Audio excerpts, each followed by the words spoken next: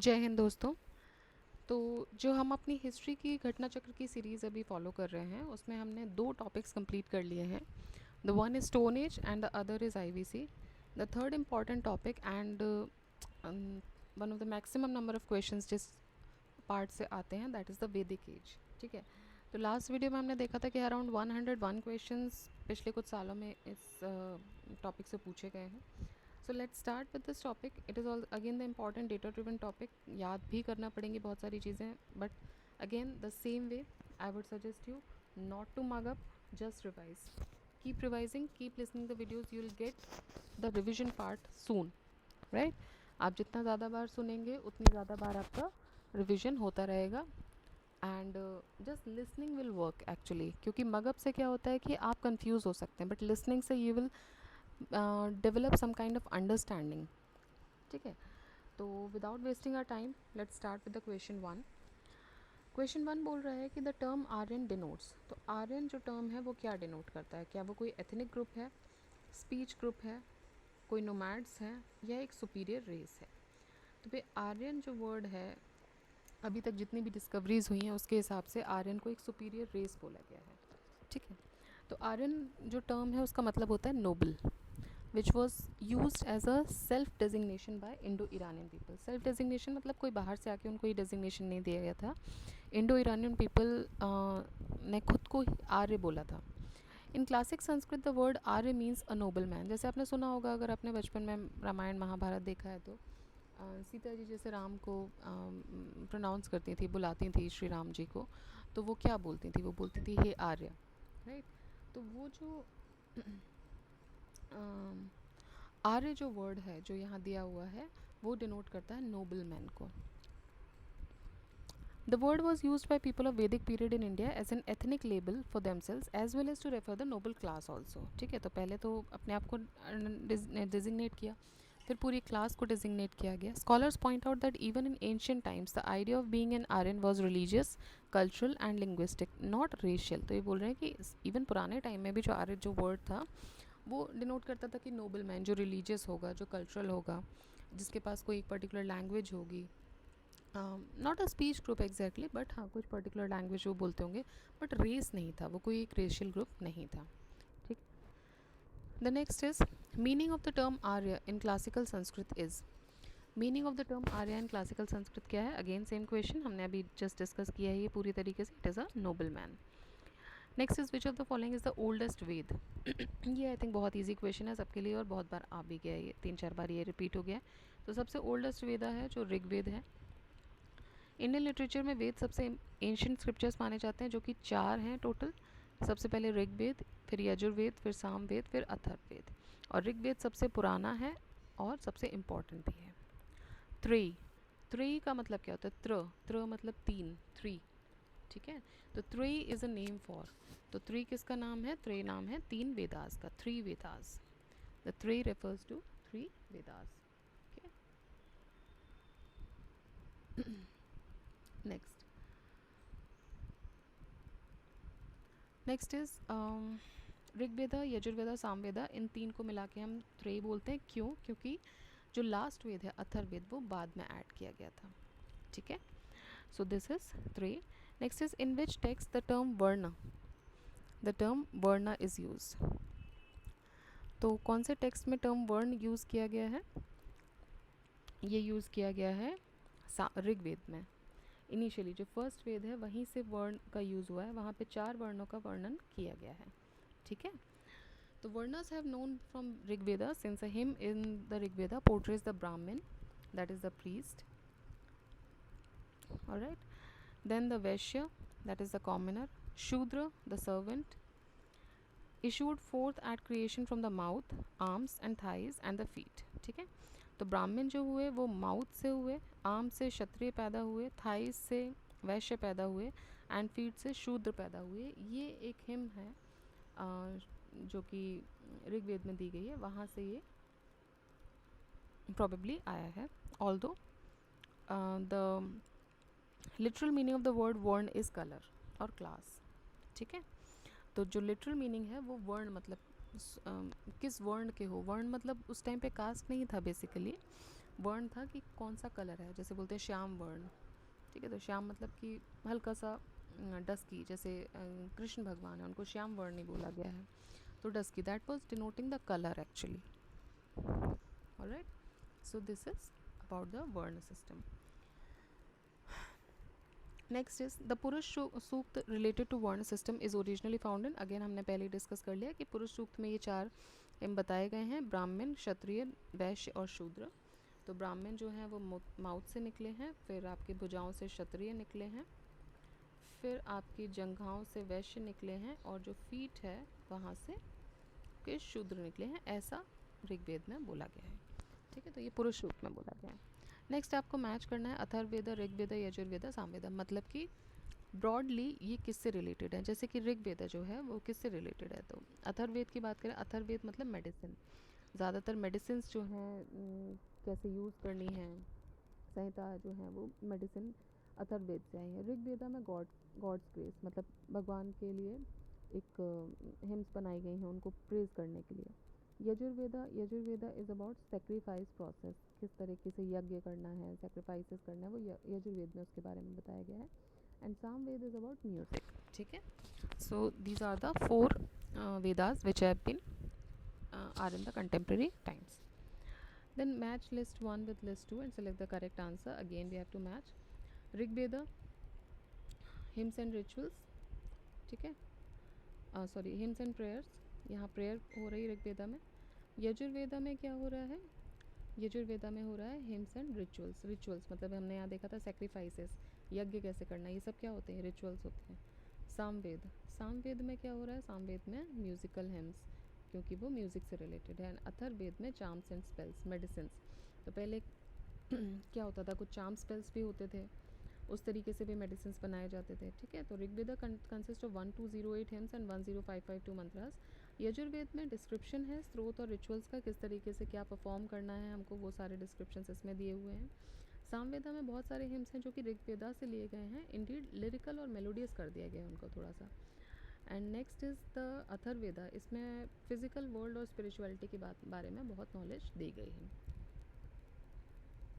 Next is in Rigveda there are how many mantras. अभी हमने basically देखा हिम्स की बात करें, अगर मंत्र इन्होंने पूछ लिया, हिम्स की बात करें तो 1028 हिम्स हैं और 10552 मंत्र हैं. नाउ यहाँ एक कन्फ्यूजन है, यहाँ क्वेश्चन अगर हिम्स होता तो this could be the correct answer, but मंत्र पूछ लिया गया है तो मंत्र ये होगा, इसीलिए इसको बोनस पॉइंट दिया गया था. Next is Rigveda is the collection of, तो भाई हमने देख लिया Rigveda is the collection of hymns. The Rigveda is an ancient collection of Vedic Sanskrit hymns.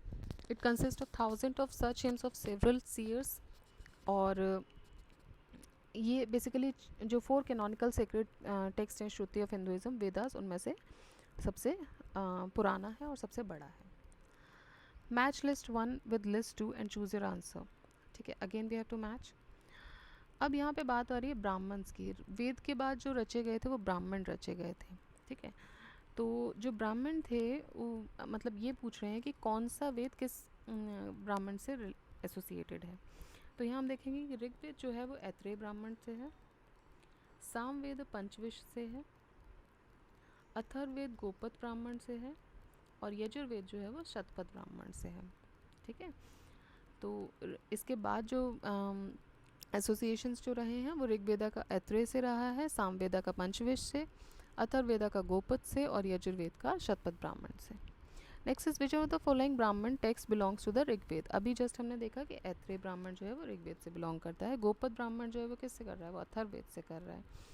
And next is which of the following is a Samhita of Shukla Yajurveda. अब यजुर्वेद में भी 2 हैं, शुक्ल पक्ष, शुक्ल यजुर्वेद और कृष्ण यजुर्वेद. तो ये पूछ रहे हैं कि इनमें से कौन सी संहिता शुक्ल यजुर्वेद की है स्पेसिफिकली, तो ये है Vajasaneyi. Sorry for the wrong pronunciation I guess, but it is Vajasaneyi, जो कि शुक्ल यजुर्वेद से. अब ये सारी चीज़ें आपको याद करनी ही पड़ती हैं.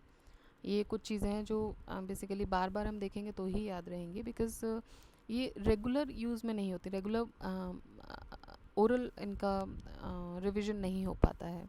तो शुक्ल यजुर्वेदा जो है वो उससे जो रिलेटेड जो संहिता है वो है वत्सनमी. ठीक है, तो देखेंगे there are two kind of branches of Yajurveda, Shukla Yajurveda and Krishna Yajurveda.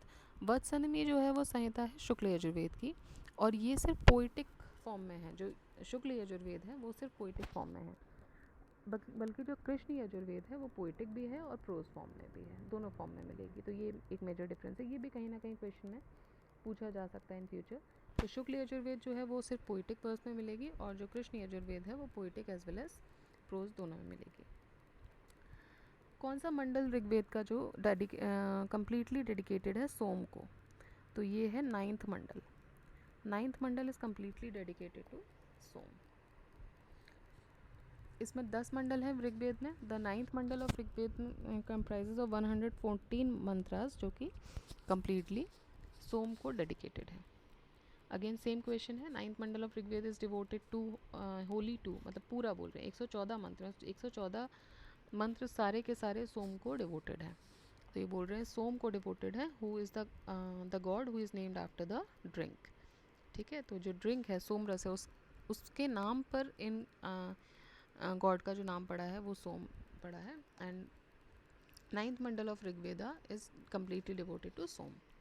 Rights and rituals to yajna are mentioned in, अगेन हमने अभी थोड़ी देर पहले एक क्वेश्चन पढ़ा है कि राइट्स और रिचुअल्स किस में दिए हुए हैं, यज्ञ में किस तरीके के आप किस तरीके से यज्ञ परफॉर्म करोगे, क्या सेक्रीफाइसेस करोगे, क्या रिचुअल्स करोगे। अभी भी आप यज्ञ करते हो, उसके कुछ नियम कानून होते हैं, तो वो कहाँ से आए हैं? वो आए हैं यजुर्वेद से। ठीक है, यजुर्वेद का संस्कृत में मतलब होता है wisdom of sacrificial formulas.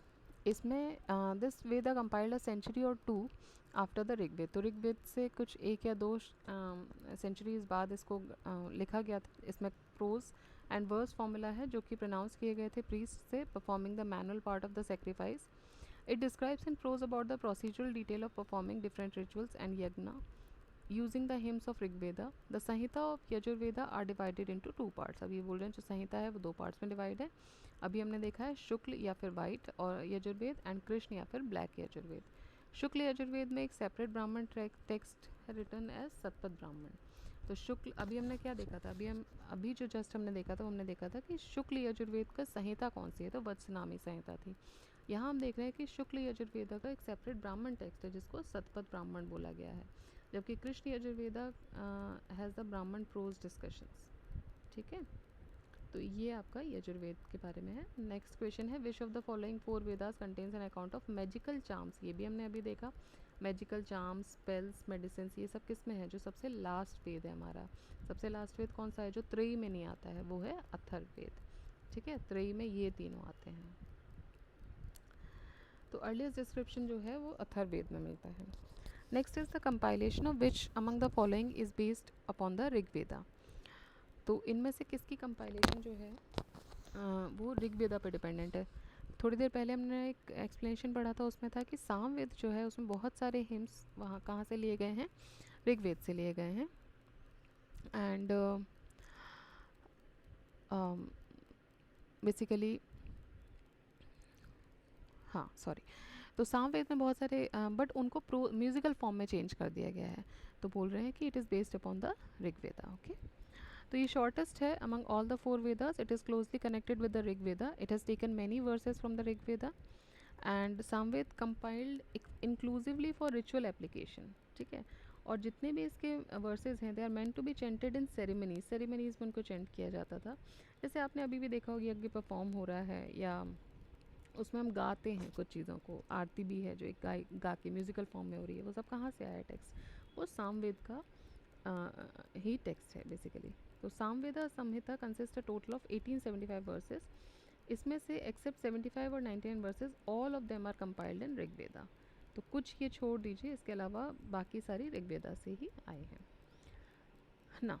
These were the some of the questions from Vedic. अभी आगे भी आएंगे बट थोड़ा सा ब्रेक मिला है बीच में। ये बोल रहे हैं कि भाई the earliest evidence of the use of iron in India has been discovered from, कहाँ से डिस्कवर किया जाएगा? तो अतरंजी खेड़ा, अतरंजी खेड़ा से ये डिस्कवर किया गया है। ये एक प्री हिस्टोरिक और हिस्टोरिक एक्सकेवेटेड आर्कोलॉजिकल साइट है, काली रिवर के किनारे है जो कि गंगा की ट्रिब्यूटरी है। इसको सबसे पहली बार सर अलेक्जेंडर कनिंगम ने डिस्कवर किया था 1862 में, बट बाद में आरसी गौर के द्वारा 1962 में एक्सकेवेट किया गया था। और जो अर्लीस्ट एविडेंस है आयन का यूज़ का इस रीजन में वो आता है अराउंड 1150 BC के, ठीक है। Next is Upanishads are books on. तो जो उपनिषद हैं ये बुक्स किस पे लिखी गई, क्या इनका जो थीम है वो क्या है, रिलीजन है, लॉ है, योग है या फिलॉसफी है। तो उपनिषद जो हैं वो फिलोसफिकल हैं। उपनिषद लिटरेचर कोई रिलीजियस स्क्रिप्चर नहीं है बट एक फ़िलॉसफी है for all times and for all. तो आज भी आपको वहाँ से आंसर्स मिलेंगे। The philosophy of Upanishad does not oppose any school of thought. जो फिलोसफी है उपनिषद की वो किसी भी स्कूल ऑफ थॉट को अपोज नहीं कर रही है, किसी रिलीजन को, किसी इंटरप्रिटेशन को अपोज नहीं कर रही है, लेकिन इसका जो मेथड है अपने कॉन्सेप्ट्स को एक्सप्लेन करने का वो यूनिक है। उपनिषद का मतलब होता है people sit near the teacher to learn from him about the secret doctrine, ठीक है। इस बार यूपीएससी में उपनिषद के ऊपर एक क्वेश्चन भी आया है, प्लीज़ उसको देखिएगा, चेक कीजिएगा, ठीक है। फिर है the main theme of Upanishad is, again same question, देखिए बिल्कुल सेम क्वेश्चन रिपीट हुआ है। Philosophy, which of the following Vedic literature talks about salvation. Salvation के बारे में इनमें से कौन बात करता है, मोक्ष के बारे में कौन बात कर रहा है। तो भाई मोक्ष के बारे में, क्योंकि फिलोसफिकल पार्ट है उपनिषद, वो बताएगा आपको कि क्या इसके फ़ायदे हैं, क्या नुकसान है, इंटरप्रेट करेगा। तो वहाँ से ही आगे बढ़ते बढ़ते जो बातें आती हैं वो मोक्ष की आती हैं। तो उपनिषद में मोक्ष के बारे में एक्सप्लेन किया गया है। The word salvation or moksha is not used in Vedas. It was first discussed in the Upanishads. तो अगर ये पूछा, अगर कहीं ये क्वेश्चन आता है कि मोक्ष वर्ड का सबसे पहले यूज़ हुआ है वेद में, नहीं, वेद में मोक्ष का कोई यूज़ नहीं हुआ है। पहली बार इसको डिस्कस किया गया था उपनिषद में। मोक्ष का मतलब होता है liberation. Continuous cycle of life and death is not the actual aim of human soul, ठीक है। तो ह्यूमन सोल का कंटिन्यूस जो साइकिल है हमारी लाइफ और डेथ की, वो उसका एक्चुअल एम नहीं है ह्यूमन सोल का। उपनिषद के अकॉर्डिंग जो कोर है हमारी सेल्फ का इज़ नॉट द बॉडी और माइंड बट द आत्मन और सोल, ठीक है। The famous dialogue between Nachiketa and Yama is mentioned in. तो यम और नचिकेत के बीच में एक फेमस डायलॉग हुआ था, उसको किस में मेंशन किया गया है, उसको मेंशन किया गया है कठोपनिषद में। कठोपनिषद एक स्टोरी है of the conversation between Yama, lord of death, and Nachiketa, the young 12-year-old boy who left home in search of meaning of death and beyond.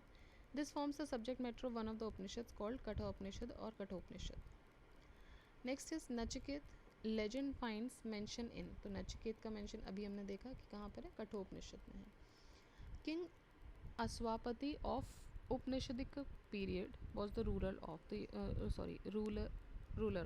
I'm so sorry for the twist of tongue. So King Aswapati जो थे वो, पहली चीज़ तो पहला data तो हमको ये मिला कि वो उपनिषद काल के एक रूलर थे। वो कहाँ के रूलर थे ये क्वेश्चन है, तो वो केकई के रूलर थे। Upanishad state that some Kshatriya kings who were great scholars and philosophers also imparted knowledge to Brahmins.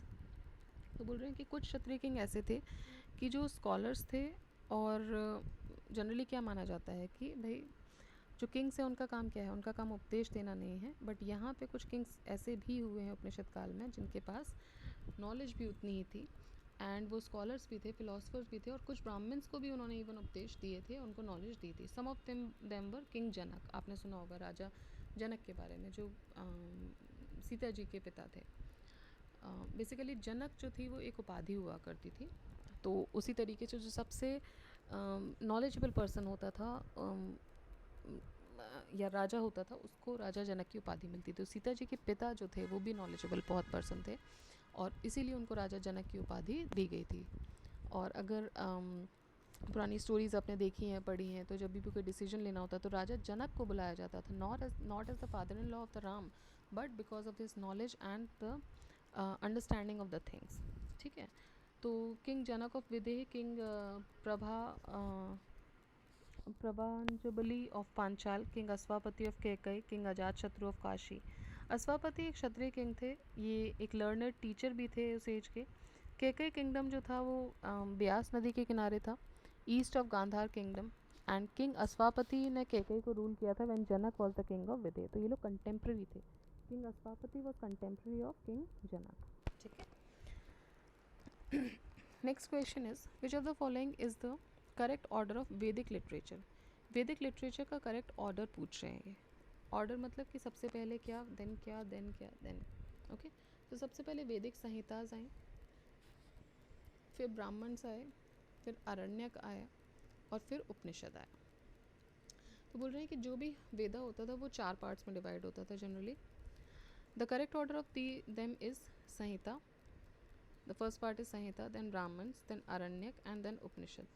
संहिता और ब्राह्मण जो थे दे फॉर्म द कर्म कांड। तो संहिता और ब्राह्मण में क्या थे, कर्म कांड थे। जैसे अभी हमने डिस्कस किया कि हम हवन करते हैं या यज्ञ करते हैं, तो वहाँ हम क्या करते हैं, वहाँ हम कर्म कांड कर रहे होते हैं। अभी आपको घी चढ़ाना है, अभी आपको धूप बत्ती चढ़ानी है, धूप देना है, पूजा करनी है, हाथ जोड़ना है, कभी आपको कोई मंत्र पढ़ के कोई रिचुअल करना है, ये सब क्या है, ये सब कर्म कांड है। तो संहिता और ब्राह्मण जो थे ये कर्म कांड का सेगमेंट करते थे, और जो आरण्यक और उपनिषद थे वो ज्ञान कांड थे। यहाँ से आपको नॉलेज मिल रही है, यहाँ आपके लिए एक रेगुलर रिचुअल है, जो कर्म है आप वो कर रहे हो। ठीक है, हो सकता है अभी हम यज्ञ करते हैं तो कर्म कांड कर रहे हैं, बहुत सारे लोगों को उसका रीज़न नहीं पता, but they do, they follow that is कर्म कांड। बट लिसनिंग टू समथिंग, आरण्यक और उपनिषद में क्या है, वहाँ ज्ञान कांड की बात हो रही है। They explicitly focus on philosophy and spirituality, वहाँ आप कर्म कांड नहीं भी करेंगे चलेगा। ठीक है, the river mention most in early वैदिक लिटरेचर इज, तो अर्ली वैदिक लिटरेचर में सबसे ज़्यादा जो रिवर मैंशन है वो कौन सी है, तो वो है सिंधु। सिंधु मतलब Indus. Sindhu river was the important river during the Vedic period, and that is why it is mentioned most of the times in the Rig Veda. Sindhu river, due to its economic importance, was also called as Hiranyani, and its place of termination referred to as Piravat, which means Arabian Sea. और जहाँ पे terminate हो रही है उसको बोला गया था अरेबियन सी, और अरेबियन सी को उस टाइम पे पिरावत बोलते थे। Saraswati river was the most pious of the Rigvedic Aryans and called as Naditama. तो जो सरस्वती रिवर थी वो उस टाइम पे सबसे होली रिवर थी। जैसे अभी हम गंगा रिवर को सबसे होली रिवर मानते हैं, उस समय सरस्वती नदी जो थी वो सबसे होली रिवर थी, और उसको नाम दिया गया था नदीतमा। वैदिक river Askini is identified with which one of the following rivers. तो अस्किनी किसका नाम था, अस्किनी नाम था चिनाब का। वैदिक रिवर अस्किनी को प्रेजेंट डे चिनाब से भी जानते हैं। इसको चंद्रभागा भी बोलते थे। अगर आपने जोग्राफिकल टर्म्स में पढ़ा है तो चंद्र और भागा 2 ताल वहाँ से ये निकलती है। The river Chenab originates from Tandi in Lahaul Spiti, where 2 rivulets, namely Chandra and Bhaga, meet to form this river. ठीक है, which of the following rivers mentioned in the Rig Veda indicates the relation of Aryans with Afghanistan? Which of the following rivers mentioned in the Rig Veda indicates the relation of Aryans with Afghanistan? Okay, तो कौन सी river जो है जो indicate कर रही है Aryans को अफगानिस्तान के साथ रिलेशनशिप, वो है कुभा या Krumu river. Rivers mention in Rigveda namely Kubha that is the Kabul, Krumu मतलब कुर्रम, गोमती गोमल, सुवास्तु स्वात, ये जो थी they were flowing through Afghanistan which indicates that there were deep relations of Aryans with the country. ठीक है, सो ये जो रिवर्स हैं ये इंडिकेट करती हैं आर्यंस का रिलेशनशिप अफगानिस्तान के साथ। कुबा काबुल, क्रमू कुर्रम, गोमती गोमल एंड सुवस्तु स्वात। स्वात वैली भी आपने सुना होगा। तो ये उस टाइम पे जो उनका रिलेशनशिप है वो डिफाइन कर रहे थे। द वैदिक river Kubha was located in, तो वैदिक रिवर कुभा लोकेटेड है अफगानिस्तान में। अभी हमने पढ़ा Kubha is Kabul river. Match list 1 with list 2 and correct answer from the code given below. Vedic rivers and modern name, just अभी हमने देखा कुभा याद होना चाहिए काबुल में। ठीक है, परुष्णी बोलते हैं रावी नदी को। सदा नीरा मतलब कि हमेशा जिसमें पानी रहे वो है गंडक, एंड शतद्री, शतद्री इज सतलज। ठीक है, तो these are the modern names of Vedic rivers. Mahabharat के टाइम पे महानदी का नाम क्या था? The name of Mahanadi was, तो इनमें से तो कोई नहीं था। The name of Mahanadi during the Mahabharat was Chitrotpala. Bhishma festival जो हुआ है महाभारत का, उसमें चित्रोत्पाल रिवर को प्रेज किया गया है एज पुण्यदायिनी। ठीक है, तो महानदी को उस टाइम पे चित्रोत्पाल बोला गया था, और जब भीष्म फेस्टिवल हुआ था उस वक्त इस नदी को पुण्यदायिनी बोला गया था, एंड सिन वासिनी Indian people drank the water of Chitrotpal. This fact is prove by the following verse of Mahabharat. तो ये कहाँ से पता चलता है कि इसको बहुत ही पायस नदी या फिर पुण्यदायिनी, मतलब इसको इसका जल पीने से पुण्य मिलता है या आपके पाप धुल जाते हैं, ये कहाँ से पता चलता है? एक महाभारत का एक वर्स है जहाँ पे लिखा हुआ है, चित्रोत्पला चित्ररथा मंजुला वाहिनी तथा मंदाकिनी वैतरणी कोशाम चापे महानदीनम. मतलब यहाँ से पता चल रहा है कि महानदी जो है उसको चित्रोत्पला बोला गया. तो इससे क्या होता है, आपको वैतरणी के लिए जाने का रास्ता साफ हो जाता है. Mahanadi has been called the Chitrotpala Ganga in the Mahoba copper plate of Someshwar Dev. ठीक है. Next is which of the following custom emerge during the post Vedic period. Post Vedic period के टाइम पे कौन कौन से कस्टम्स आ चुके थे? तो धर्म अर्थ काम मोक्ष आ चुका था.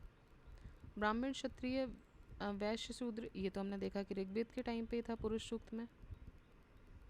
ठीक है. नेक्स्ट ब्रह्मचर्य गृहस्थ आश्रम वानप्रस्थ आश्रम संन्यास आश्रम, ये भी पोस्ट वैदिक टाइम पे आए थे धर्म अर्थ काम मोक्ष के साथ ही. फिर इंद्र सूर्य रुद्र मरुता, ये आपके पहले ही आ चुके थे. So according to ancient Hindu scriptures during post-Vedic period, that Hindu tradition recognizes 4 stages of ashram in human life, namely brahmacharya, grihastha ashram, vanprasth and 4 पुरुषार्थ. तो ये जो थे ये तो ये 4 आश्रम थे और ये 4 पुरुषार्थ थे जो कि पोस्ट वैदिक टाइम पे लाए गए थे. Next is dharma and Rita depict a central idea of ancient Vedic civilization of India. In this context, consider the following statements. Dharma was a conception of obligation and discharge of one's duties to oneself and to others. ठीक है. तो धर्म क्या है कि कुछ एक conceptions हैं, ऑब्लिगेशंस हैं. जैसे अभी आप एक परिवार में रहते हैं, आपका धर्म क्या है कि उस परिवार की खुशी को मेंटेन करना. उसके लिए आपको कुछ सेक्रीफाइसेस भी करने होते हैं, कुछ ऑब्लिगेशंस भी होते हैं. ठीक है. कोई आपकी पर्टिकुलर ड्यूटीज़ भी होती हैं. फॉर एग्जांपल आप बाहर रह रहे हैं, आपकी एक पर्टिकुलर ड्यूटी है डेली अपने घर पे कॉल करना. एटलीस्ट वो आपकी ड्यूटी है, वो आपकी ऑब्लिगेशन है, वो आपका धर्म है. क्यों? क्योंकि आपके माँ बाप घर पर हैं या आप अपनी पढ़ाई के प्रति एक ऑब्लिगेशन रख रहे हैं. तो ये सब आपके धर्म में आ रहे हैं. ठीक है. नेक्स्ट इज ऋता. ऋता मतलब होता है fundamental moral law. It is a kind of law governing the functioning of the universe and all it content. तो इनमें से कौन सा सही है? तो भाई इनमें से दोनों ही सही है. Both 1 and 2 are the correct answers. That is the dharma and Rita. Dharma and Rita in the Vedic period appear as early as the Rig Veda. Usually Dharma signifies the cosmic ordinance, often in connection with the sense of natural or divine. Rita as such is closely related to universal harmony in which all things in the world have a proper place and function. तो रिता का मतलब होता है impersonal law, जबकि जो धर्म होता है वो कैरेक्टराइज करता है personal actions that engender or maintain the cosmic order. ठीक है. So this is Dharma and Rita. Who among the following Vedic deities was believed to be their priest? Brihaspati is also known as Dev Guru, teacher or priest of the gods, is the Guru of Dev. तो जो वैदिक deities थी उनके जो गुरु थे वो थे Brihaspati. Who among the following was a Brahmavadini who composed some hymns of Vedas? तो इनमें से ब्रह्मवादिनी कौन थी जिन्होंने कुछ वेद के हिम्स भी गाए थे? तो ये थी Lopamudra. Many hymns of Rigvedas were compose by women and इनको बोलते थे ब्रह्मवादिनी. जो विमेन जो ऋग्वेदा के जो हिम्स गाती थी उनको ब्रह्मवादिनी बोला गया है. And the prominent amongst were Lopamudra, Vishwavara, Sikta, Nivavari and Ghosha. Lopamudra जो थी वो अगस्त ऋषि की पत्नी थी. Next is during the Rigvedic period the word nishka was used for a jewellery but in later Vedic it was used for the meaning of. Okay. ये बोल रहे हैं कि ऋग्वेद के टाइम पे तो जो वर्ड निष्क था उसका इस्तेमाल ज्वेलरी के लिए किया गया था, लेकिन बाद में निष्क पोस्ट वैदिक पीरियड में, लेटर वैदिक पीरियड में इसका इस्तेमाल, इस वर्ड का इस्तेमाल किया गया था कॉइन के लिए. तो एक नेकलेस को निष्क बोला था, बाद में इसको transform the way for the gold coins, फिर निष्क बोलने लगे थे गोल्ड कॉइन्स को. ठीक है. तो ये क्वेश्चन IAS में पूछा गया एक बार. अगेन फिर ये रिपीट हुआ है, निश्क वॉज द ऑर्नामेंट ऑफ, तो अभी हमने देखा निश्क किसको बोला था, नेकलेस को, तो नेक का ऑर्नामेंट है। Nishka in the ancient time was known as, ancient time में निश्क क्या था, गोल्ड ऑर्नामेंट था। तो 3 क्वेश्चन निश्क के ऊपर आ चुके हैं। बोगस कोई इज़ इम्पॉर्टेंट बिकॉज, बोगस कोई क्या है, it was an important trading centre for between the central Asia and Tibet. Inscriptions were found which mentioned the names of Vedic gods and goddesses. Original text of the Vedas were composed here and none of the above. तो इसका सही answer होगा B, inscriptions मिले हैं यहाँ से जहाँ पे कुछ वैदिक गॉड्स और गॉडेसेस के नाम मेंशन हैं। और बोगस कोई कहाँ पर है, ये एशिया माइनर टर्की में मिला है। ठीक है, यहाँ पे किस किस के नाम मिले हैं, mainly Indra, Varuna, Mitra and Nasatyas. Which of the following inscriptions tells about the Aryans movement of Aryan from Iran to India? So ये बोल रहे हैं कि which of the following inscription जो हैं ये बता रहे हैं about the Aryans movement of Iran of Aryan from Iran to India. Iran से इंडिया आए थे, ये कहाँ से पता चलता है, तो ये भी बोगस कोई से पता चलता है जो कि एशिया माइनर में है. An inscription of 14th century BC which describes the Vedic gods has been found in, again the same question, Boghaz Koi. इसमें जो नाम है mainly Indra, Varuna, Mitra, Nasatya. 14th century BC का इंस्क्रिप्शन है. इंडियन हिस्ट्री के लिए इंपॉर्टेंट है because inscription of 14th century BC was discovered here. Who among the following wrote on the original homeland of Aryans. तो आर्यंस का ओरिजिनल होमलैंड क्या है, इसके बारे में किसने लिखा है, तो इसके बारे में लिखा है श्री बाल गंगाधर तिलक जी ने. इनकी बुक थी जिसका नाम था the Arctic home in the Vedas. इसको इसमें एक थ्योरी प्रोपाउंड की गई थी, जो नॉर्थ पोल है या आर्कटिक रीजन है, that was the original home of Aryans. But ये जो थ्योरी थी ऑफ तिलक, ये अभी किसी भी हिस्टोरियन ने एक्सेप्ट नहीं की है, not even now. The name of scripture in which Purushamedha was named. पुरुष मेधा नेम जो है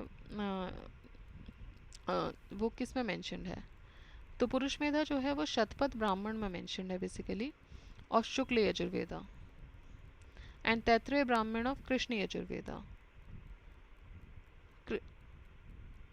Krishna and Shukla Yajurveda, sorry some confuse. Okay, तो ये बोल रहे हैं कि शतपथ ब्राह्मण में भी है और तैत्रेय ब्राह्मण जो कृष्ण यजुर्वेदा का है उसमें भी है. तो ऑप्शन दोनों के ही दिए गए हैं बेसिकली, फिर यहाँ शुक्ल यजुर्वेदा भी दे दिया गया है, तो इसलिए बोनस पॉइंट इसमें मिला था. The priest associated with the king Videha Madhava referred in Shatapatha Brahmana was. तो राजा विदेह माधव के साथ जो प्रीस्ट थे वो कौन थे, तो वो थे गौतम रहुगुना, ऋषि गौतम रहुगुना. ठीक है, तो ये जो थे ये किंग विदेह माधव के साथ रेफर्ड हैं. It is believed that Saraswati was the scene of the activities of the famous Vedic tribes, the Bharat, Puru and Kuru. Shatpat Brahman narrates the story of King Videha Madhav, जो कि विदेह के राजा थे, accompanied by his priest Rishi Gautam Rahuguna. They carried the sacred fire to east, preserving thereby the tradition that the Kosal and Videha received from their culture. जो sacred fire थी उसको वो लेके ईस्ट चले गए थे, जिससे कि बाकी जो चीज़ें थी they got saved. Next question है, in the post Vedic period which was considered as the axis of Aryan culture.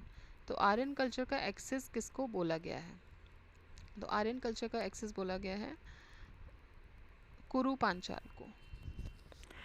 In the post Vedic period this region of Kuru Panchal was considered as the axis of Aryan culture because great achievements happened in happened in science, mathematics, astronomy, religion and philosophy. ठीक है, तो post Vedic period में जो कुरु पांचाल और जो थे इनको कंसिडर किया गया था as the axis of iron circle. Next is the word gotra occurs for the first time is. अभी हम जो गोत्र की बात करते हैं वो जो वर्ड है वो पहली बार कहाँ आया था, वो आया था ऋग्वेद में. तो the word gotra occurs for the first time in Rigveda. Next is as Rigvedic terms gotra simply means cow shelter. Gotra का मतलब क्या होता था? काउ शेल्टर या फिर heard of cows.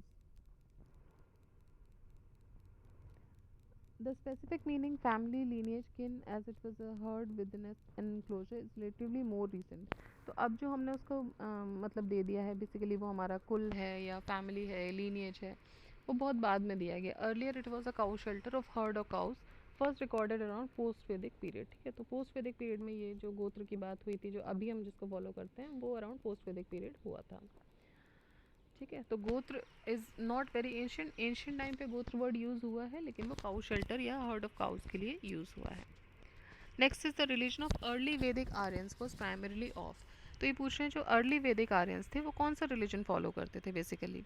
So they use to worship nature and yajna perform करते थे. कोई एक पर्टिकुलर रिलीजन नहीं था, भक्ति नहीं थी उनकी कोई ऐसी बैठ के, या इमेज वर्शिप नहीं था, कोई आइडल वर्शिप नहीं थी. नेचर और एंड भक्ति भी उनका कुछ खास नहीं था. वो कुछ सेक्रीफाइसेस परफॉर्म करते थे, कुछ यज्ञ परफॉर्म करते थे और बाकी वो नेचर के साथ रहते थे तो नेचर की वर्शिप भी करते थे. तो रिलीजन की बात करें तो मेनली रिलेटेड है with the worship of nature and the performing of yajna. Aryans in the early Vedic period described life as manifestation of nature.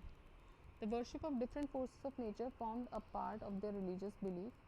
They believed that some divine power works behind the objects and of nature such as fire, water, wind, etc. ठीक है, तो ये हो गया आपका early वैदिक Aryans basically क्या मानते थे, वो नेचर की पूजा करते थे और यज्ञ करते थे. Next is in the Rigvedic period the people believed mainly इन.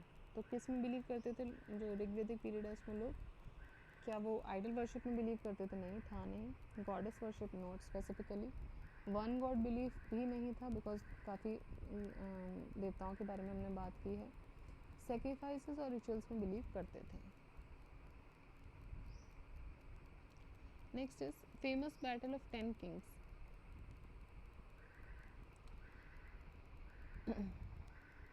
एक बार इसका एक्सप्लेनेशन देख लेते हैं ऋग्वेदिक वाले क्वेश्चन का. सेक्रीफाइस और यज्ञ was the central feature of Rigvedic religion. Domestic sacrifice एक जनरल रूल था. कम्युनिटी सेक्रीफाइस जो था इसको ऑफर किया जाता था किंग्स के द्वारा और ये ग्रैंड फेस्टिवल्स हुआ करते थे. ये माना जाता है कि जो ईश्वर हैं, जो गॉड हैं, दे वर प्लीज्ड बाय यज्ञ और सेक्रीफाइसेस. ठीक है. Next is famous battle of 10 Kings was fought on the banks of which river. तो 10 राजाओं की जो लड़ाई थी, जो युद्ध हुआ था वो कहाँ हुआ था, कौन सी नदी के किनारे हुआ था? तो it was on the banks of Parushni river. Okay, so एक एंशिएंट स्टोरी है जिसमें कि मेंशन है ऋग्वेदा में कि इसको नाम दिया गया दशराजना और war of 10 kings. On the banks of Parushni river there lived a descendant of India's eponymous king Bharat.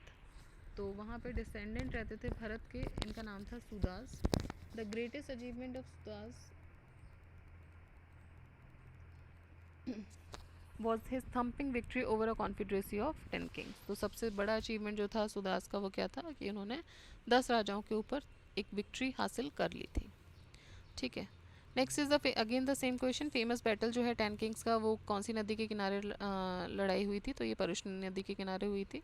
Which of the following river among the following referred as Matetama, Devitama और नदीतमा. तो अभी हमने पढ़ा है नदीतमा किसको बोला गया था? सरस्वती को बोला गया था. Next is given the name of the tribe which is not related to the Panchajana of Rigveda Aryans. तो ये बोल रहे हैं इनमें से कौन सी ट्राइब जो है जो पंचजन से रिलेटेड नहीं है. ऋग्वेदिक आर्यंस में जो पंचजन होते थे उनमें से कौन सी ट्राइब रिलेटेड नहीं है? यदु, पुरु, तुर्वासा या कीकत. तो पंचजन में 5 ट्राइब स्पेसिफाइड हैं जो कि इपिनॉमस एंसेस्टर्स से नाम इनका लिया गया है, जैसे कि यदु, तुर्वासा, ध्रुहु, अनु, यदु, तुर्वासा, ध्रुवु, अनु और पुरु. कीकत इनमें से नहीं थे. Next is the word yava. Yava mention in Rigveda is use for which agricultural product, तो ये यूज़ हुआ है बारले के लिए, और कल हमने पढ़ा था बारले सबसे पहला ग्रेन था. The word yava mention in Rigveda is use for the food grain barley. Next is match the following, match list 1 with list 2. Vrihi, Mudga, Yava, Ikshu. Now you have to tell ki what Vrihi represents. Vrihi represents rice. Mugda पता नहीं है, देखते हैं. यव जो है वो represent कर रहा है मिलेट को. Yava is for millet. And ikshu, ikshu is for sugar cane. इक्षुदंड बोलते हैं ना, ikshu is for sugar cane. ठीक है. And mudga is moong beans.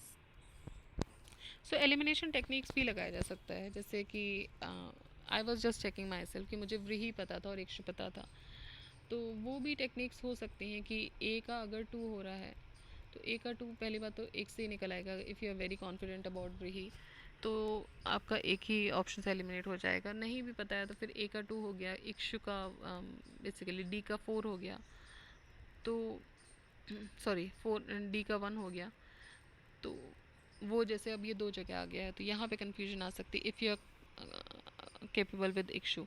तो इसीलिए एलिमिनेशन टेक्निक्स का भी यूज़ करते रहना चाहिए. ज़रूरी नहीं है कि हर टाइम पे सब याद आ जाएं. Next is Rigvedic Pani belong to which class of citizens. तो ये ट्रेडर्स को बोला जाता था Pani. The system of governance prevalent in the Vedic era was. The system of governance prevalent in the Vedic era was descendant monarchy. ठीक है, तो ये बोल रहे हैं जो सिस्टम ऑफ गवर्नेंस थी जो प्रेवलेंट थी वैदिक एरा में वो कौन सी थी. ऑटोक्रेटिक थी नहीं, डेमोक्रेटिक भी नहीं थी, रिपब्लिक भी नहीं थी. It was descendant monarchy. So this was the most popular and prevalent system of governance during the Vedic era. And although कुछ एग्जाम्पल्स हैं इलेक्शन के भी were also found, but general interest जो था वो मोनार्की की तरफ ही था. सभा ऑफ वैदिक एरा. अब सभा क्या थी, सभा समिति, 2 वर्ड हम सबसे ज़्यादा पढ़ेंगे. तो सभा क्या थी. Sabha was an institution of mercantile people of the villages. नहीं. It was a royal court. नहीं. It was a council of ministers. Yes. And national assembly asset sorry, national assembly of all the people of the state. No. Next is एक बार इसका explanation भी देख लेते हैं.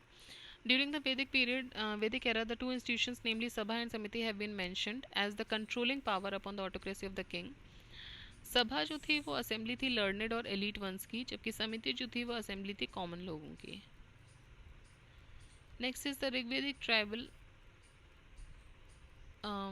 Assembly associated with the judicial function was.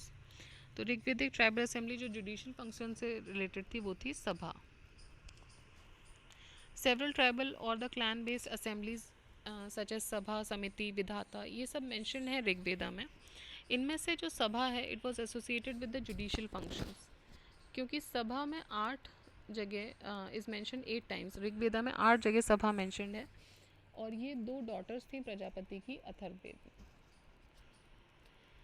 In which of the Vedas, Sabha and Samiti are called as 2 daughters of Prajapati. अभी just हमने पढ़ा Sabha and Samiti are mentioned as 2 daughters of Prajapati in Atharvaveda. तो ये किस में है, अथर्ववेद में है. एंड द क्लियर डिस्टिंक्शन जो है सभा समिति के बारे में, it can not be mentioned made, but it is clear that sabha and samiti were clearly mentioned in the Atharvaveda as the 2 daughters of Prajapati. Ayurveda, that is science of life, appeared first in. तो science of life जो है वो पहली बार कहाँ appear हुआ, तो वो शंकर देव sorry Ayurveda Atharvaveda में इसको मेंशन किया गया. आयुर्वेदा का मतलब है साइंस ऑफ लाइफ, ये पहली बार अथर्ववेद में मेंशन किया गया. It is an Upaveda of Atharvaveda. Ayurveda को अथर्ववेद का ही एक उपवेद माना गया है, और ये डिस्क्राइब करता है the thoughts and superstitions of common people. इसमें बहुत सारे कंटेंट्स हैं, जैसे कि डिसीज़ प्रिवेंशन कैसे हो सकती है, coordination, loyalty, marriage, love, poetry, ये सारे इसके कुछ ऑप्शंस हैं. Next is Rigvedic religion was. तो ऋग्वेदिक रिलीजन कैसा था? It was polytheistic. The most important aspect of Rigvedic religion was its polytheistic characteristic, in which a number of gods were worshipped. The Rigvedic Aryans worshipped nature with the intense feeling and endowed it with animated soul. Vedic gods were mainly classified into three groups. ठीक है, तो तीन group में वैदिक God's को classify किया गया. God of sky, that is the Varuna, Mitra, Surya, Vishnu. Next is god of space, that is Indra, Rudra. God of earth, that is Agni, Brihaspati, Soma. Next is whenever these Vedic saints worship any god, ठीक है, तो they consider him to be the supreme god. This is known as Ekaikyavad. Else than this is Rigveda Ekeshwarvad and is supported by the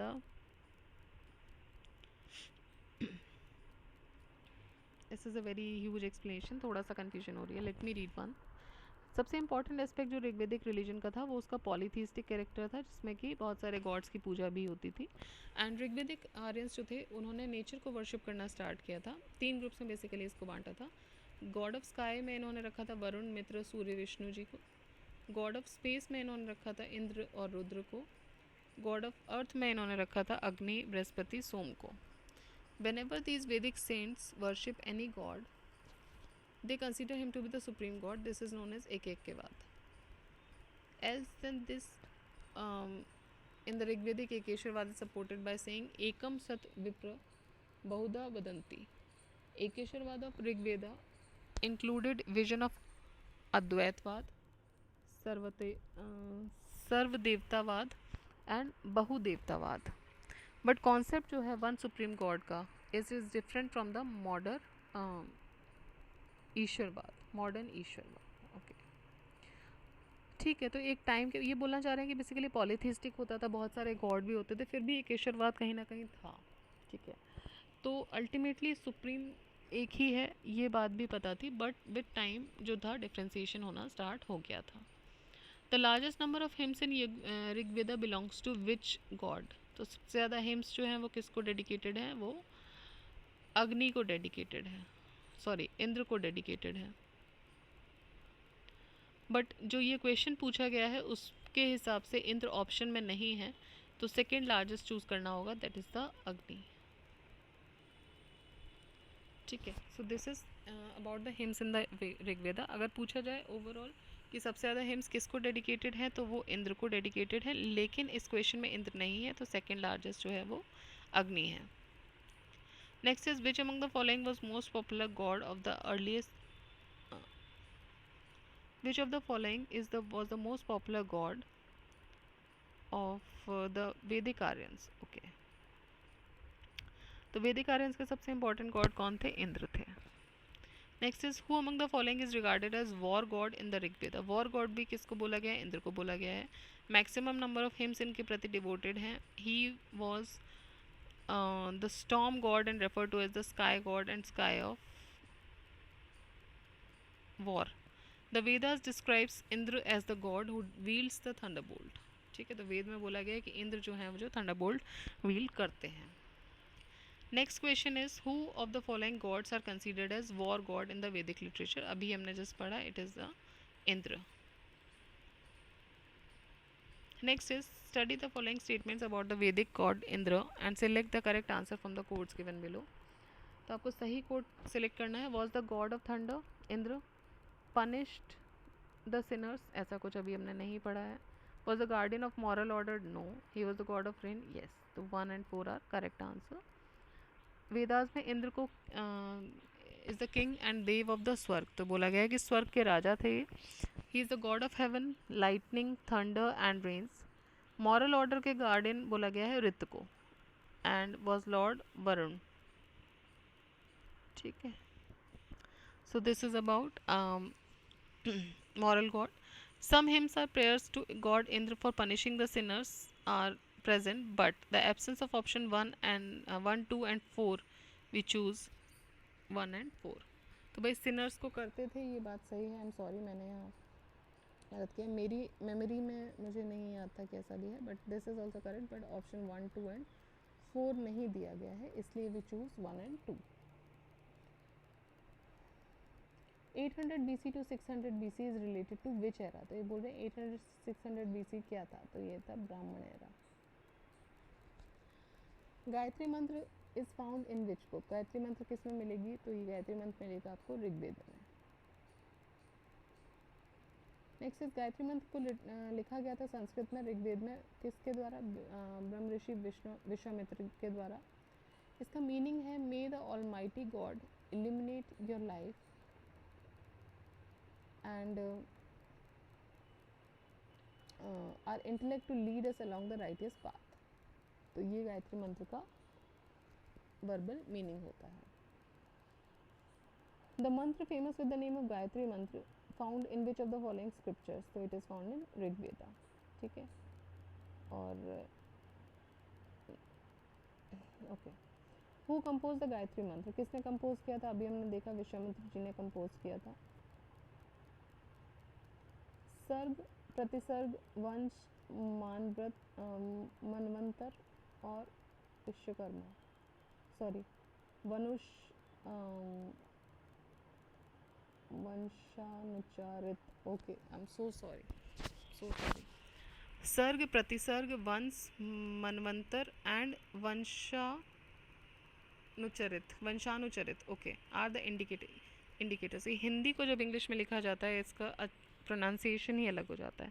this is simply vanshanucharita. Okay, I got something different. Vanshanucharita. Manvantara, तो ये क्या है? These are the indicators of Puranas. क्या चीज़ बोल रहे हैं, क्या पूछना चाह रहे हैं? तो ये बोल रहे हैं कि पुराण में 5 कैरेक्टर्स होते हैं, सर्ग, प्रतिसर्ग, वंश, मनवंतर और वंशानुचरित।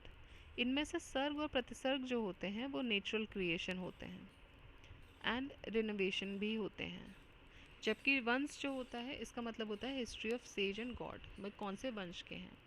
मनवंतर का मतलब होता है अब for the period of different Manuj, her period में एक मनु है। मनु शत्रुपा की कहानी सुनी है आपने, मनु जो कोड है वो सुना है आपने, बट मनु क्या है? मनु इज़ पर्सन जो कि अलग अलग पीरियड में रहे हैं। एंड वंशानुचरित, वंशानुचरित का मतलब होता है जीनोलॉजी ऑफ द किंग्स। ठीक है, तो कोई भी पुराण जो होता है उसमें 5 कैरेक्टर्स होते हैं, वो कैरेक्टर्स ये हैं। नंबर ऑफ पुराण इस कितने टोटल पुराण है? तो 18 पुराण है। मत्स्य पुराण, मार्कंडेय पुराण, भगवत पुराण, भविष्य पुराण, ब्रह्मानंद पुराण, ब्रह्म वैव्रत पुराण, ब्रह्म पुराण, वामन पुराण, वराह पुराण, विष्णु पुराण, वायु पुराण, अग्नि पुराण, नारद पुराण, पद्म पुराण, लिंगत पुराण, गरुण पुराण, स्कंद पुराण, कुर्म पुराण। इनमें से Shrimad Bhagavatam is considered as the crown jewel of the Vedic literature.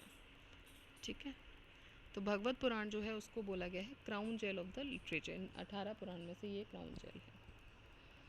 In which language was the Shrimad Bhagavad Gita originally written? तो ओरिजिनली श्रीमद् भगवत गीता किस में लिखी हुई थी? संस्कृत में लिखी हुई थी। इसको शॉर्ट में गीता भी बोलते थे। उसमें 700 वर्सेस थे and this is the part of epic Mahabharata. Originally Mahabharata को किस नाम से जानते थे? तो जय संहिता के नाम से जानते थे। महाभारत ओरिजिनली इसमें 8800 श्लोक थे। इसका ओरिजिनल नाम था जय या फिर जय संहिता। महाभारत को अभी 1 लाख श्लोक के आसपास है and it is believe to be written by the sage Ved Vyas. The Shatatsari samhita is the nickname of Shatatsari samhita is the nickname of which of the following text? तो ये जो है ये महाभारत का ही निकनेम है। शतसहरी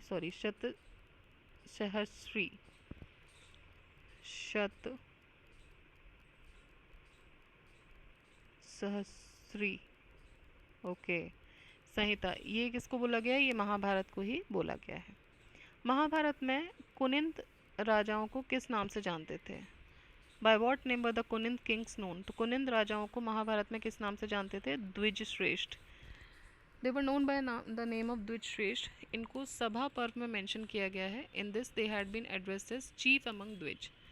ठीक है, तो द्विज में भी जो चीफ होते थे वो थे कुनिंद राजा. According to Hindu mythology which serpent offered himself as a rope for the churning of the ocean.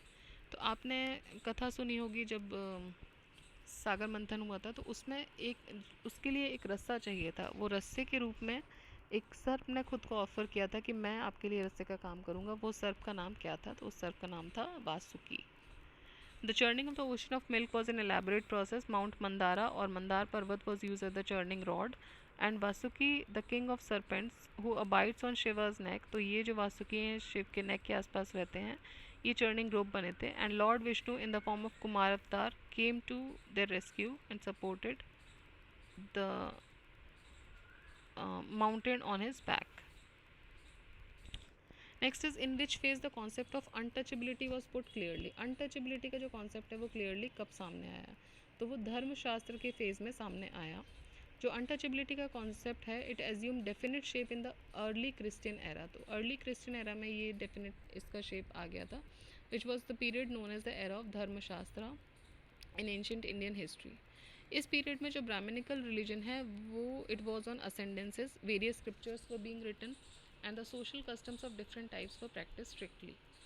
और इसी में से बहुत सारे सोशल कस्टम्स प्रैक्टिस होने लगे थे. उन्हीं में से एक इम्पॉर्टेंट जो सोशल कस्टम था वो था अनटचेबिलिटी.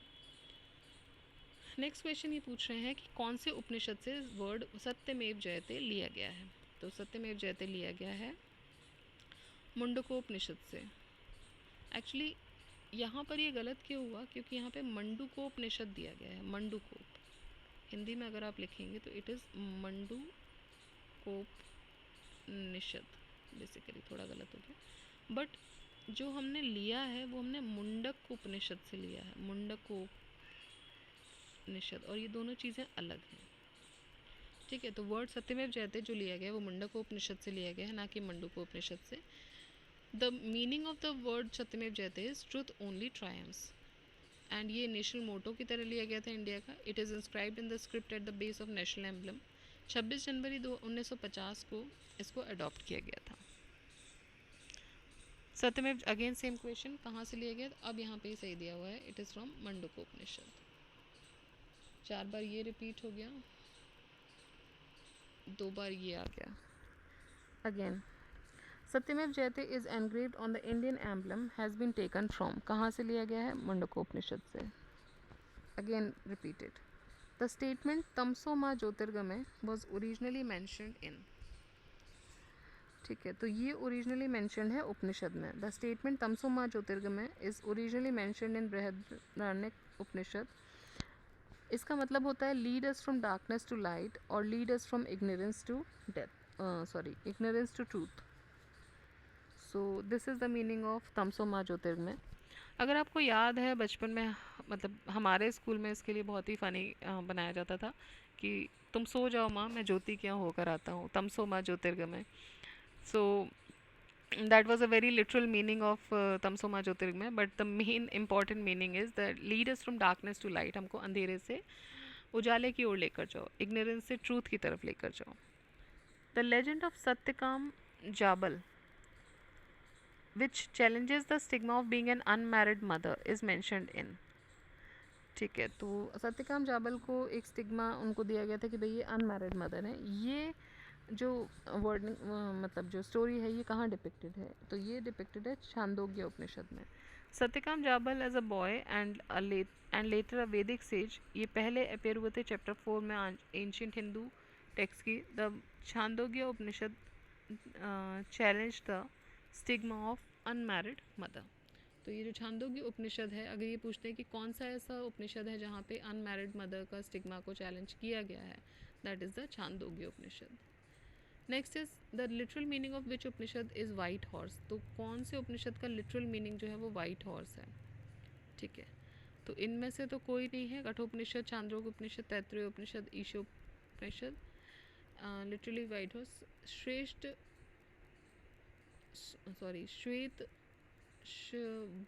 श्वेतव्रत उपनिषद, ये एक एंशियंट संस्कृत टेक्स्ट है जो कि आपका यजुर्वेद में एम्बेडेड है।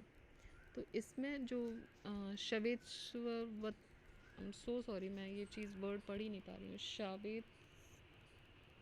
शवेतवतर literally means carried on a white horse. अच्छा, श्वेत हो गई बेसिकली, श्वेत श्वेतर, ओके, श्वेत मतलब वाइट, श्वेतर मतलब हॉर्स, ठीक है। तो Shveta Shvetar literally means carried on a white horse पे लेके आना, इसका मतलब ये हुआ है।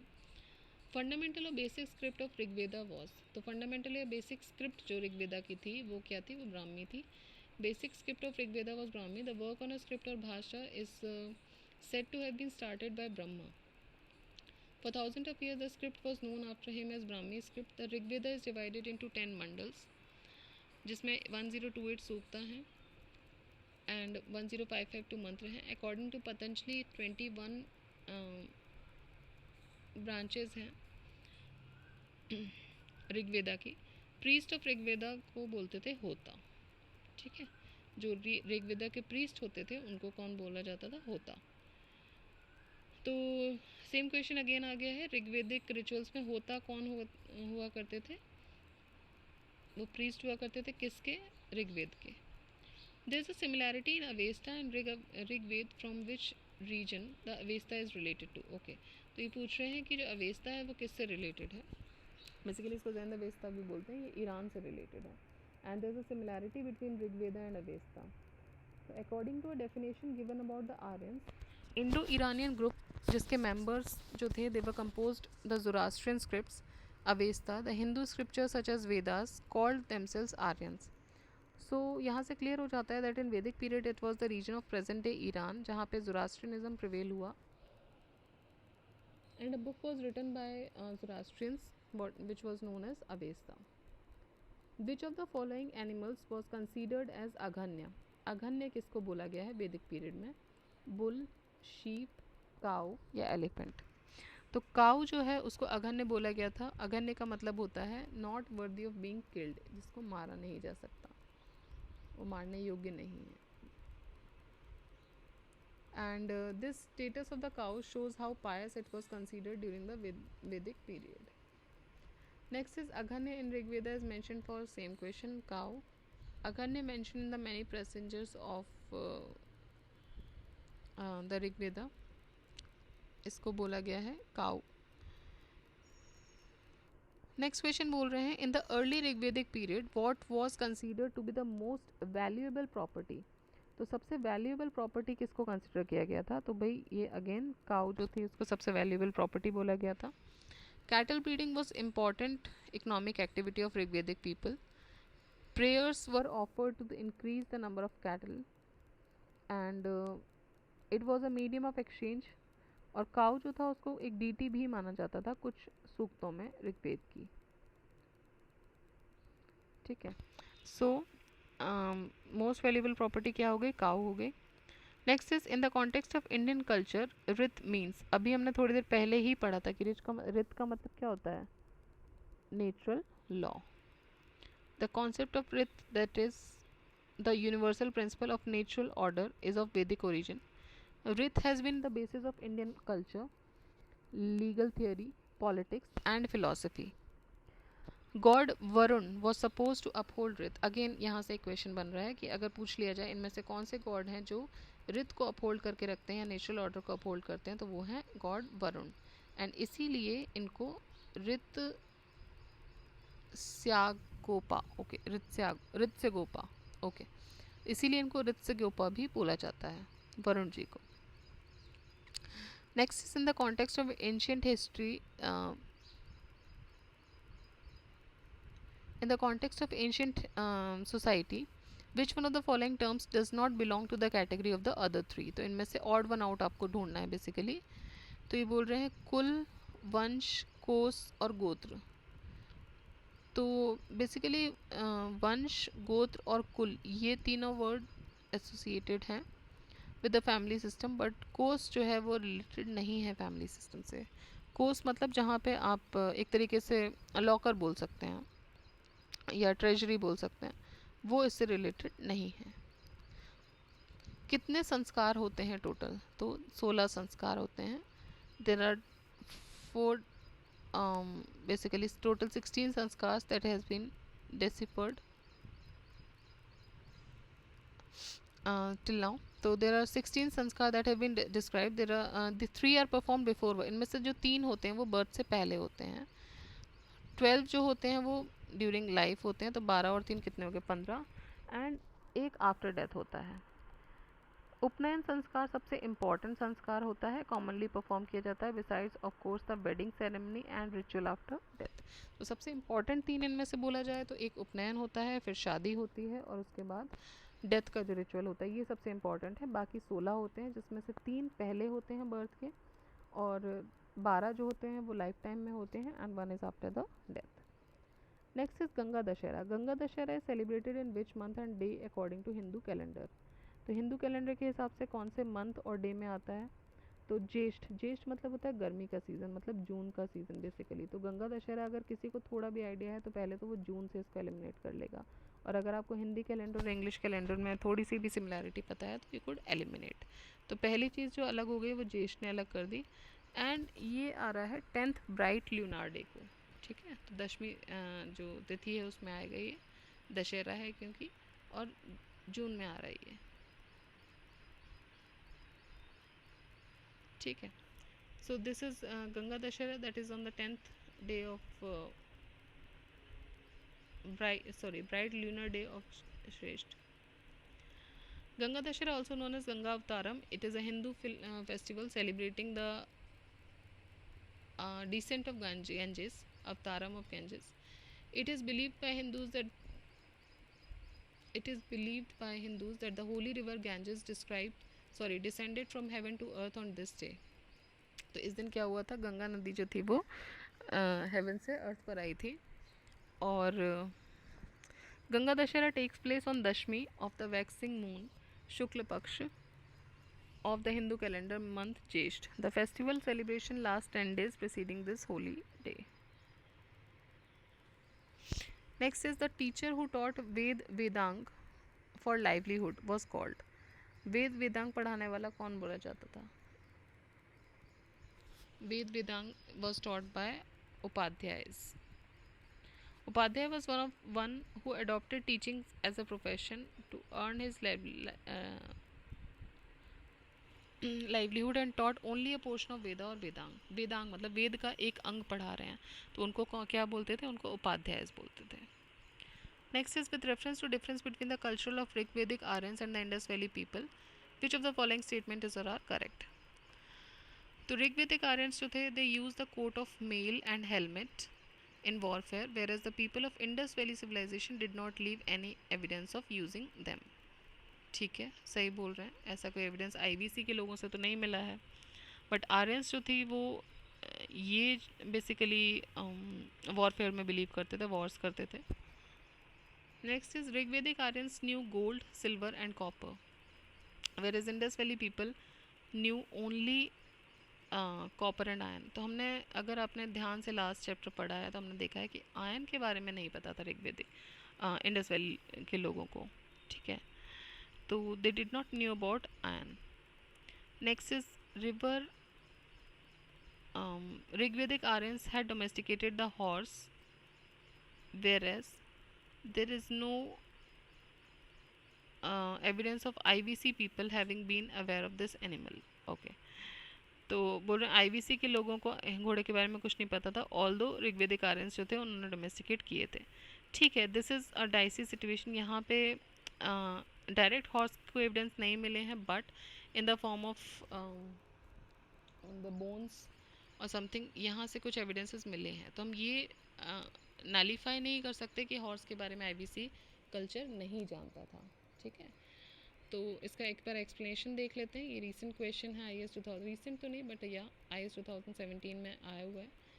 तो let's look at the explanation part. Coat of mail and helmet made of gold and iron is mentioned in Rigveda. Possibly they were used in warfare. IVC people were lacking in weapons and possibly ruled by the class of merchants. तो IVC जो था वो merchant class से rule करता था. Have you seen this movie Mohenjodaro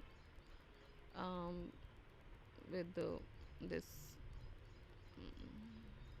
Hrithik Roshan. So यहाँ पर although पूरी तरीके से उतनी रिसर्च शायद नहीं हुई है, क्योंकि जो हम पढ़ते हैं उसमें और उस मूवी में डिपिक्शन में कुछ तो डिसिमिलैरिटीज़ हैं। स्टिल वहाँ पे आप देखोगे कि एक मर्चेंट क्लास थी जो बेचते थे, बेसिकली वो रूल कर रहे थे। तो यही इसमें बोल रहे हैं कि they did not have any evidences of using weapons and they were possibly ruled bye a class of merchants. इसीलिए स्टेटमेंट 1 जो होता है वो करेक्ट हो जाता है। सेकेंड स्टेटमेंट जो बोल रहा है, ये बोल रहे हैं ऋग्वेदिक आर्यंस को गोल्ड, सिल्वर और कॉपर पता था। इंडस वैली लोगों को सिर्फ गोल्ड और सिर्फ कॉपर और ब्रॉन्ज ही पता था। The use of iron spread in north India between 1000 BC and 600 BC, therefore statement 2 जो है वो गलत हो जाता है। ठीक है, तो स्टेटमेंट 2 यहाँ पे गलत हो जाएगा, स्टेटमेंट 1 सही हो गया। Now moving on to third statement, Rigvedic Aryans owed their success in India to their use of horses and chariots and recently a site called Bhagwanpura has been excavated in Haryana, जहाँ पे हॉर्स के बोन्स भी मिले हैं। Evidences of the horse comes from a superficial level of Mohenjodaro and from a land doubtful terracotta figurine from Lothal. ठीक है, तो यहाँ से हॉर्स के कुछ एविडेंसेस मिले हैं basically. Remains of the horse are reported from Surkotada, जो कि वेस्ट गुजरात में है, and belongs to around 2000 BC, but the identity is still doubtful. In any case, the Indus Valley civilization was not horse centered, therefore statement 3 भी गलत हो जाता है। So a correct option is A, that is 1 only. Okay, so this is all about वैदिक culture. 101 questions थे, इसमें थोड़ा सा टाइम लग गया इस चैप्टर में, इस टॉपिक में बेसिकली। नेक्स्ट जो हम पढ़ने वाले हैं वो हम बुद्धिज़्म से रिलेटेड पढ़ेंगे। लेट्स सी इसमें कितने क्वेश्चंस हैं। So okay, so Buddhism is also a wide chapter, जिसमें कि around, oh my god, this is also not gonna stop. So 96, 98, oh my god, इसमें वैदिक से भी ज़्यादा क्वेश्चन है। 10, 110, 112, 1116, oh my god, this is not gonna stop. I guess Buddhism is a vast chapter. 130 questions are from Buddhism. So एक पूरा video Buddhism के लिए डेडिकेटेड रहेगा, because 130 questions have been discussed, which is not less actually. इससे देखिए एक और चीज़ clear होती है कि कौन से पोर्शंस पे हमको ज़्यादा ध्यान देना है, कौन से पोर्शंस हम स्किप कर सकते हैं। अभी तक जो भी हमने देखे उनमें से मेजर चीज़ें आई हैं, तो वो हम स्किप नहीं कर सकते। Still there are some portions like Buddhism 130, we can not skip this portion for state specific exams. यहाँ से क्वेश्चन बनते ही हैं, एक या दो। तो this is important to analyse your paper, analyse the questions. Although मैं अभी जब रीड कर रही हूँ तो कुछ गलतियाँ हो रही हैं, विद टाइम थोड़े एक दो वीडियोस में मेरे साथ बेयर कीजिए, and then you will see me growing also. तो आपके लिए आपको ऐसा नहीं लगेगा कि यू आर गेटिंग बोर्ड, थोड़ी सी चेंजेस आएंगे उसमें, तो वो भी हम करेंगे टाइम के साथ, वो भी हो जाएगा। एक दो वीडियोस का टाइम दीजिए थोड़ा सा, बट बाकी यहाँ से हमको एक आइडिया लग रहा है कि कितने क्वेश्चंस कौन से चैप्टर से रिपीट हो रहे हैं, या हमको कितना टाइम देना चाहिए। जैसे Buddhism is an important chapter, again we can not leave this chapter. तो अभी भी कोई भी, जैसे हम स्टेट स्पेसिफिक एग्ज़ाम देने जा रहे हैं, लाइक यूपी PCS ही देने जा रहे हैं, तो ये एक इम्पॉर्टेंट चैप्टर वहाँ के लिए बन जाता है। तो नेक्स्ट जो वीडियो हम कवर करेंगे वो हम बुद्धिज़्म से कवर करेंगे, एंड वहाँ पे बुद्धिज़्म से रिलेटेड जितने भी क्वेश्चन आ चुके हैं अभी तक, या इस बुक में जो दिए हुए हैं, मेंशन है, वो हम सारे इसमें से कवर करने वाले हैं, and you will see the improvement also. Please stay connected, revision करते रहिए, पढ़ते रहिए। जय हिंद।